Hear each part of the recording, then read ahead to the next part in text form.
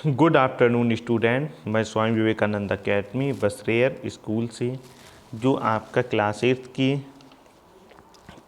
ये आज चैप्टर आपका कंप्लीट हो जाएगा। रीडिंग के लिए ये बड़ा चैप्टर था, ये चैप्टर नंबर 1। इसको आज हम समाप्त करेंगे।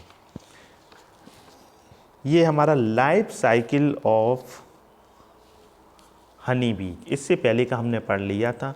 Life cycle of honey bee, the transformation of an egg into A adult honey bee is called Metamorphosis.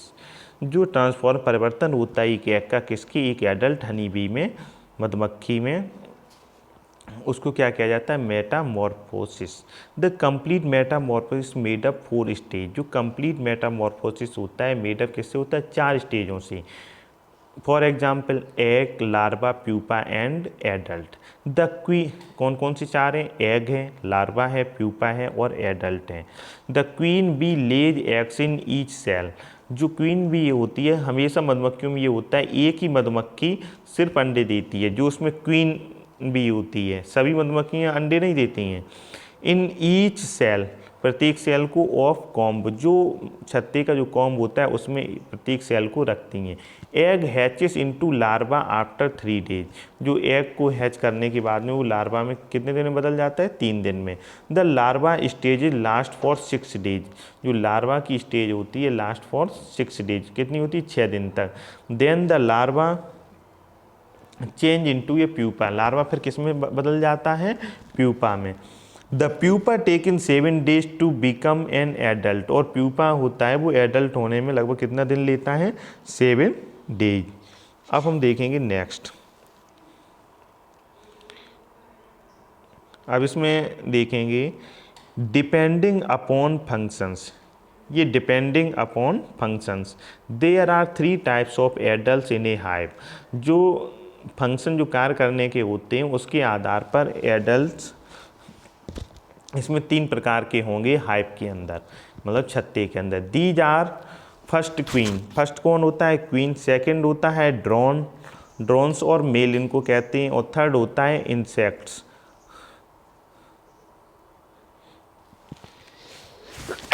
Sorry, third इसमें जो दिया गया है मेल इंसेक्ट्स एंड वर्कर्स।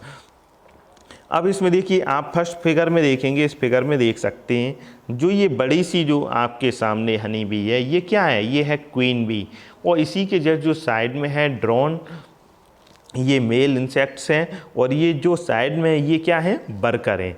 हमने आपको भी बताया था कि जो अंडे देती है वो सिर्फ क्वीन बी ही, हनी बी ही देती है। अब देखेंगे honey bee collect nectar from flowers. जो हनी बी है वो कलेक्ट क्या करती है, जो फूलों का मधु होता है, जो फूलों का रस होता है, किससे, फ्लावर से। एंड मेक हनी, और क्या बनाती है, शहद। विच इज़ देन एक्सट्रैक्ट, और उसको निकालती है from bee hives by using and extractor. उसको क्या होता है, बी हाइव से इसको निकाल लिया जाता है। It is stored in clean and air tight bottles, और इसको एक साफ और जिसमें एयर न जाती उस बोतल में रखा जाता है। मैनी ए टाइम, मतलब काफ़ी समय तक। It is adulterate with sugar and गुड़।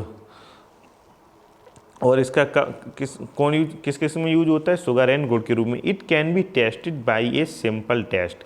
इसको हम टेस्ट कर सकते हैं ये सही है या अच्छा है या नहीं।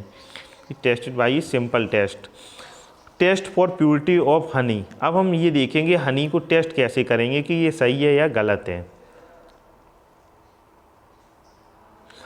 फिर देखते हैं, take a glass of water. हम क्या लेंगे, एक गिलास पानी लेंगे। Add a few drops of honey to it, और उसमें हम कुछ ड्रॉप्स, कुछ बूंदें किसकी डालेंगे, हनी की।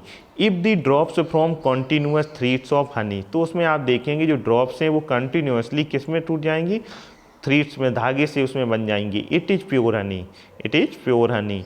अगर आपको पता करना है ये इम्प्योर है, तो हमें पता चल गया प्योर है, तो कैसे पता चलेगा। अब इसको ये कैसे साबित होगा, ये इम्प्योर है, ये मतलब अशुद्ध है। हनी विल नॉट फ्रॉम थ्रीड्स, जब हनी विल नॉट, जब वो धागों में नहीं बढ़ता है। And would dissolve in water, जब वह डिजॉल्व हो जाता है, उसमें घुल जाता है किसमें, वाटर में, तो वो मतलब इम्प्योर है। इसमें दिया गया है honey bees are best known bees, there are over 12,000 different species of bees in the world. करीब बताई जा रही हैं कि इसमें 12,000 जो प्रजातियाँ होती हैं किसकी, हनी बी की। नेक्स्ट देखते हैं care and shelters of animals. Animals too need proper care and shelters for animal specially cow and buffaloes. Animals too need proper, इनको क्या आवश्यकता होती है केयर की, और उनके शेल्टर जो आवास होता है उनके। Animals specially cow and buffalo, किसके लिए, काऊ गाय और भैंस के लिए। In fact it is a must of their health and for production of clean milk. किसके लिए, इट इज़ मस्ट, ये बहुत ही आवश्यक है, फॉर देयर हेल्थ, उनके स्वास्थ्य के लिए, and for production of clean milk, और उनसे क्या, शुद्ध दूध प्राप्त करने के लिए, साफ दूध प्राप्त करने की। बूथ दोनों ही cow and buffalo need regular brushing to remove dirt and loose hair. तो बताते हैं कि बूथ काऊ और बफेलो दोनों को ही रेगुलर लगातार मतलब डेली ब्रशिंग की आवश्यकता होती, किसके लिए, रिमूव डर्ट, उनके शरीर से धूल हटाने के लिए, एंड लूज हेयर, जो उनके कमज़ोर बाल हैं उनको। दे should B sheltered under roofed shaped that protect them from rain. इनको क्या करना चाहिए, शेल्टर्ड, जिनका ठहरने का जो स्थान है उसके नीचे अंडर रूफ्ड होनी चाहिए sets that protect them from rain. ये किससे प्रोटेक्ट करेंगे, रेन से, हीट से, ताप से, डायरेक्ट सनलाइट से, डायरेक्ट उन पर सूर्य किरणें नहीं पड़ेंगी, एंड कोल्ड और सर्दियों से। The floor of the shed should be sloping for easy cleaning and keeping it dry. जो फ्लोर है उसका जो शेड है वो शुड भी कैसा होना चाहिए, स्लोप में होना चाहिए, जिससे कि उसमें इजी आराम से उसको क्लीन किया जा सके और सूखा रखा जा सके। The shelter should also have a feeding passage and feeding tub.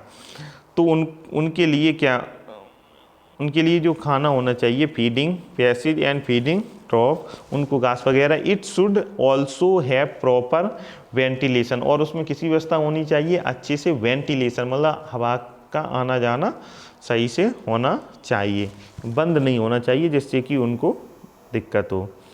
Next है protection against disease. You already know about parasite and infectious diseases of animals. आप पहले ही पढ़ चुके हैं किसके बारे में, पैरासाइट्स हैं, पैरासाइट परजीवी हैं, और इन्फेक्टियस डिसीज जो संक्रमणकारी डिसीजें, बीमारियां हैं एनिमल्स में।